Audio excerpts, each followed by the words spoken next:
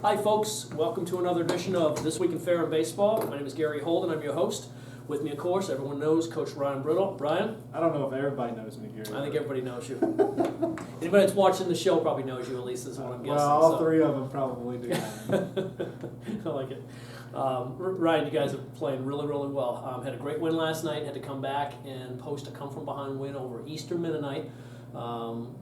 Impressive team. I was real impressed for a team coming in with a sub 500 record. They played well. They swing the bats really well, and we were fortunate enough to come back, and Lane Deaver once again hit a big double late in the game, and we ended up scoring him, and then Lucas Stevers, who's been hot as a firecracker, came up and then in the eighth and I think hit a solo home run and put us up by 2 runs, and our bullpen has been fantastic all year. Sure. Closed out the game for us. So Peck came back in for you and struck out 6 of the 8 batters, and Tally comes in and gets the save.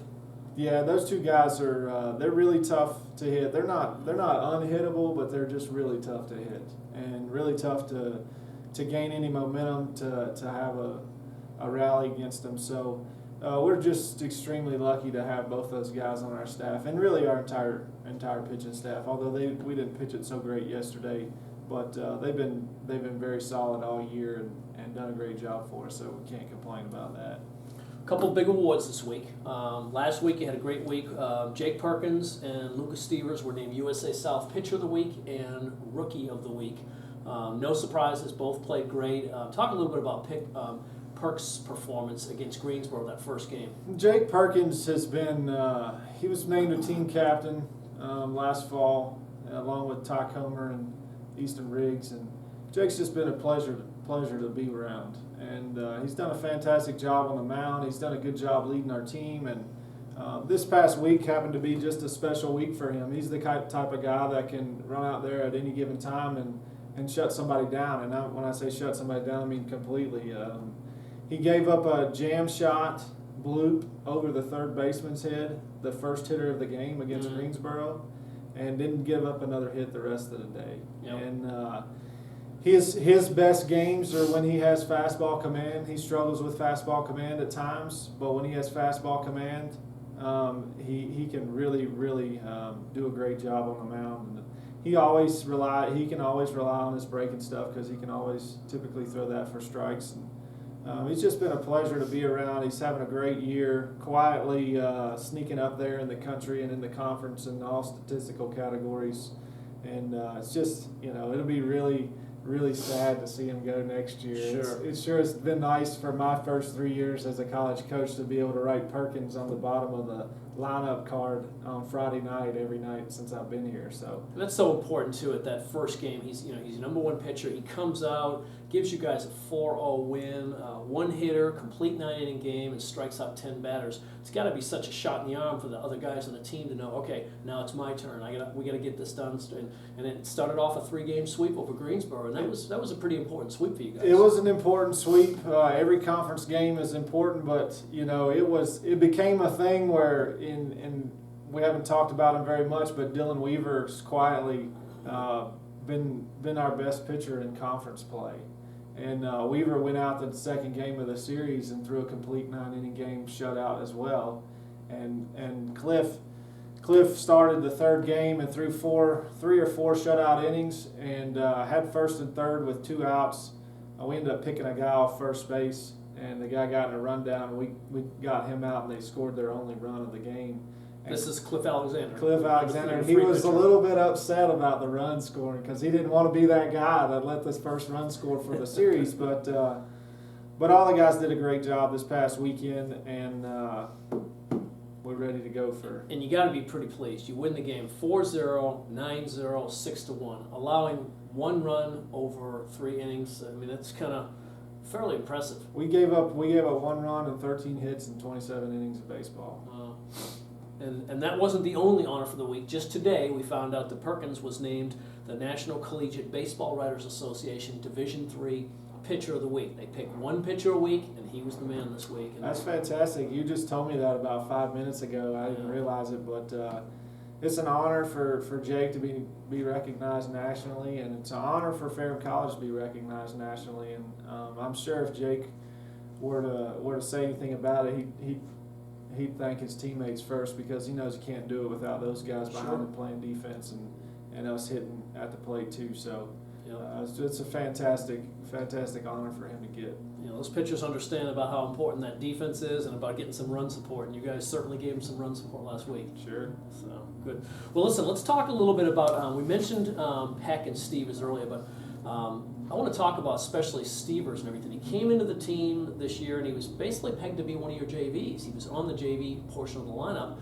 and then you had a couple injuries. He gets pulled up, and now he's batting in 55 at bats. He's batting .455, one of the leaders in the conference. How much of a surprise have Peck and Stevers been for you? And I know they've already. You don't have to answer a question about have they been helping you. They have been, but how much of a surprise has this been? They're two of the biggest surprises we have on our team. We thought that they would contribute in some way, especially Hunter Peck. As a left-handed pitcher, it's always a commodity to have a lefty that can throw strikes. But Lucas Stevers, he was kind of buried on the depth chart a little bit for us at the beginning of the year, and actually started out without a varsity spot. He was on the JV team. He still sometimes plays JV ball games for us at third base, but with Dylan Raymond and Nate Reynolds going down with injuries this year. Lucas has kind of moved up the depth chart, and not only has he moved up the depth chart, but good grief, he's moved up the lineup too. Yeah, exactly. He's hitting in the 2-hole, he's leading us in hitting, and just does a really good job at the plate.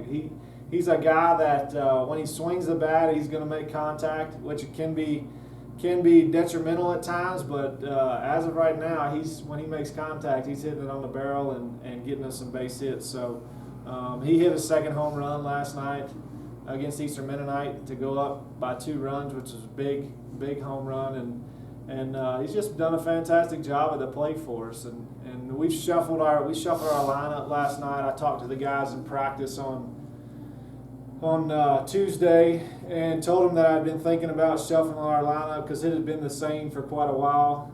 And they said, well, what do you want to do? And I like to tell those guys what's going on, keep them informed, and have them be a part of the decisions that are made in our program. And I said, man, I think we ought to move Stevers up in the 2-hole and see what happens. And we actually moved Massey from the 2 to the 1 and Stevers from the 7 to the 2-hole.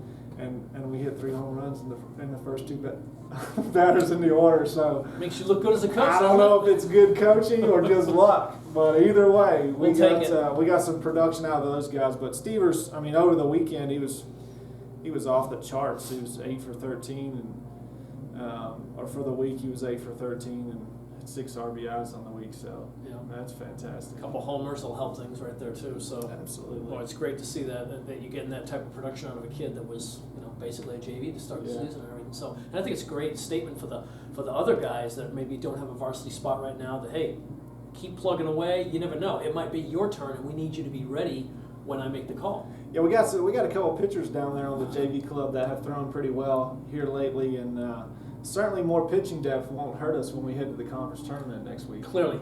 So we'll see what happens. All right, before we talk a little bit about the conference tournament, I'd like to talk about this last series. You've got Averett coming in here this weekend. You've got 3 games. One of them has been altered as far as the start time. You've got Friday, Saturday, Sunday, Averett University, final league series for you. Friday was starting at 6. Saturday's been pushed back to 7 o'clock, and then Sunday, 3 o'clock. Talk a little bit about the importance of this series. Well, first of all, when you talk about Ferrum and Averett, we're 50 minutes apart, and when you go to play Averett, you just take all the stats and all the records and all that stuff, and you just throw them away. Toss it, yeah. As it doesn't make any difference, because it's always been a heated rivalry, and they've had our number the last 2 years. They beat us 2 out of 3 the last 2 years, and so our guys that have been here in the past know what the rivalry's about, know that they've had our number the past 2 years, and certainly we won't take them lightly at all. They have very good starting pitching. TJ Viracola is one of the best starters in the conference. Funny story about him is he actually started two conference games, same series against North Carolina Wesleyan. He started the first game of the series and the third game of the series. Wow. He pitched 7 innings in the first game and lost, and he pitched 5 1/3 innings in the third game of the series and got the win. Wow. So That's pretty rare, isn't it? That's very rare. I've never seen it done before. Yeah. But he is tough as they come on the mound. Just a bulldog, throws 3 pitches for strikes, and never gives up. And so we've got our work cut out for us this weekend. And but our guys are ready to go. They're looking forward to it, and we'll see how we come out on the end of it. Well, we're excited about seeing them. So the games here, folks, anybody that's looking to come to the games and everything, they start at 6 o'clock Friday, 7 o'clock Saturday, 3 o'clock Sunday. We will be doing live streams, live stats. If you can't make the game, dial up to ferrumpanthers.com. You should be able to catch those as well. Let's talk a little bit now about the tournament next weekend. It's down at Rocky Mount, North Carolina. NC Wesleyan clearly has an advantage because their kids get to sleep in their own beds. They're staying right in town and everything. Talk a little bit about so much the format of the tournament. 8 teams, or is it 11 teams go? Or 8 teams go to the tournament. The format is kind of it's kind of 2 different brackets. 1 and 8 and 4 and 5 are kind of on one side. right? 2 and 7 and 3 and 6 are on the other side. And so 1 will play 8 and 4 will play 5, and the 2 winners will play each other On Saturday. on Yep. Friday. On Friday, okay. We start the tournament next Thursday, the first day of the tournament. All the games the first day of the tournament will be played at the Wilson Tobbs Stadium in Wilson, North Carolina. Okay. The second day, the winners bracket tournaments will be played at North Carolina Wesleyan, and the losers bracket portion of the tournament will be played in Wilson at the Wilson Tobbs Back at Stadium. Wilson, okay. So But- it's a quarterfinal, semifinal, championship, and then whoever wins that championship waits for someone to come out of the back draw, and they would have to lose twice.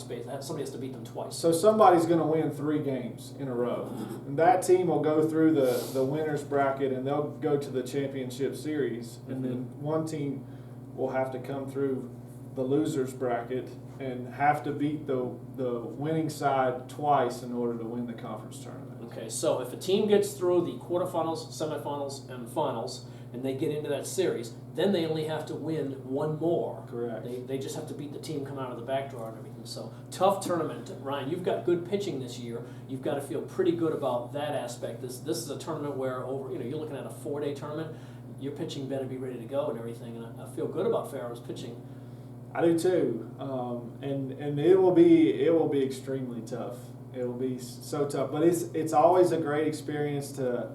The butterflies will come back for the first game, and the nervousness and the excitement of playing for a conference championship, and the team that kind of settles himself down the first or the earliest will probably be the team that wins that first game all the way through the bracket. Okay. And to have the guys that we have on the mound, specifically Jake Perkins, who will pitch tomorrow night and then pitch the first game of the tournament on Thursday, it's a calming influence on everybody on our team, because we know we're going to get a good start out of him, and we know we'll have a shot at winning the game, and we'll just have to make a play or get a big hit to score some runs and move on. Well, I'll be overrunning the tennis tournament, so I'm going to try to squeeze over to the baseball park at some point in time and catch some of the games and everything, especially if we're continue to play through and everything. So I'm excited to see that. But we'll have a This Week in Ferrum Baseball next week We'll tell on everybody- Wednesday, so we can get prepared for this conference tournament and let everybody know where we stand. We'll hear that, folks. We'll be back here next week prior to Thursday. We'll probably shoot the show probably about next Wednesday. Yeah, we'll have to, because we're leaving Wednesday night for Okay. the tournament. Okay, so at least by Wednesday, you're looking for the next issue of This Week in Ferrum Baseball. Ryan, thank you so much for being here. Good luck with the Averett games this weekend. And folks, don't forget, watch them on ferrumpanthers.com. Catch our live stats there as well if you can't make the game. So, Coach, good luck this weekend, Thanks, and we'll Gary. see you next week when we have the next issue of the show. Sounds good. Folks, that's a wrap. Thanks for being with us on This Week in Ferrum Baseball. For Ryan Brittle, I'm Gary Holden. Thanks so much, and have a great weekend.